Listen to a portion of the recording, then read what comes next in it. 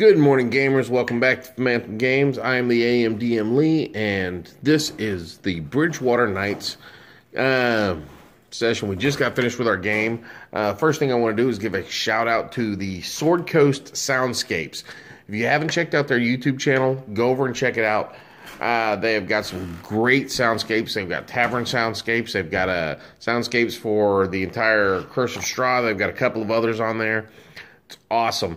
I just found them tonight before our game, and I love it. It's like 3-hour long session or soundscape, so you just push play and just let it go.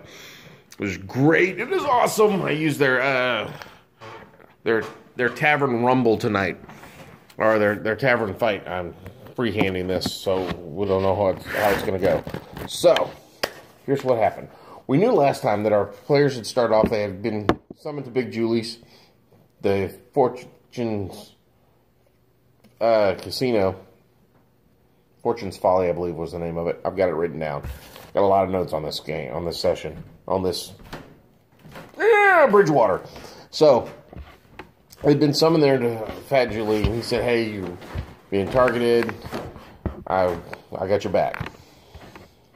Because them coming after you means you work for me, so it looks bad." So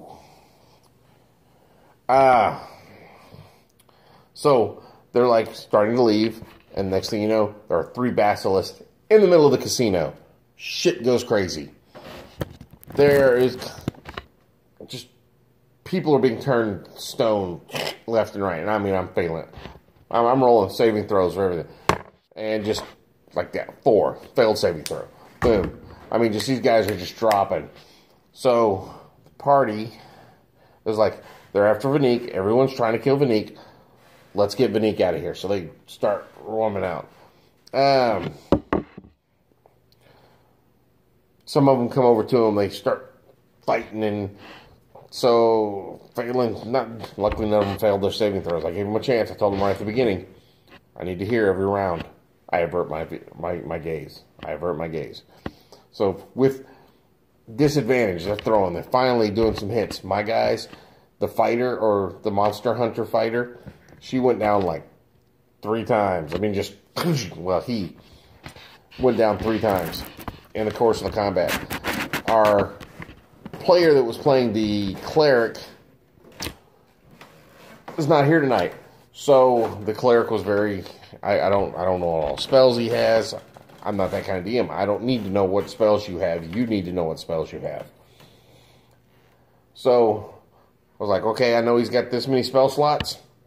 So every time the fighter went down, the cleric would doot, doot, doot, doot, poof, heal, doot, doot, doot, run away, stay out of the line of fire. I don't look at it. I just heal the people. So they got him healed up. Several of the patrons of the casino were killed. Mind you, this casino is run by the mob. It's not a happy mobster. So after they defeated this, and they're looking around, picking the healer back, or the fighter back up off the floor again, Fat Julie, the rest of Fat Julie's guard, because I mean the combat, to be honest, combat only took like maybe a minute at the most. I need to start marking down rounds so I can see how long it was.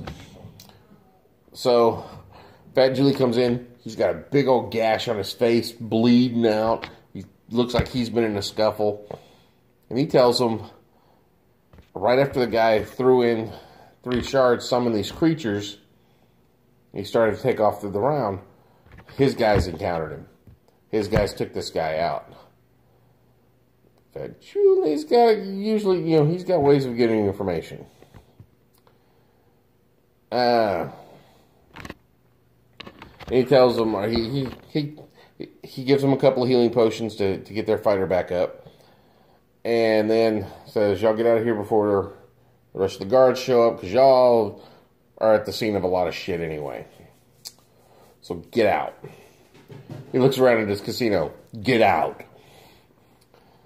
So they leave, they go off, they do some stuff. Before he lets them out a side door, he goes, "Oh, you'll be hearing from me."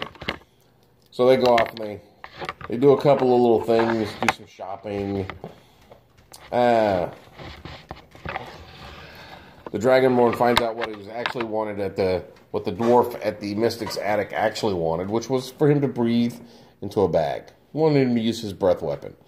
The Dragonborn cleric is a white Dragonborn, so he has frost breath or ice breath. So he wants to do an experiment using the dragon's breath. And he's willing to pay 25 gold for it. So anyway, they said, oh, we'll have to think on that. And moving on, they decide, let's go to a gladiator pit. When they get there, well, they recognize one of the ladies, a female cleric named Sasha.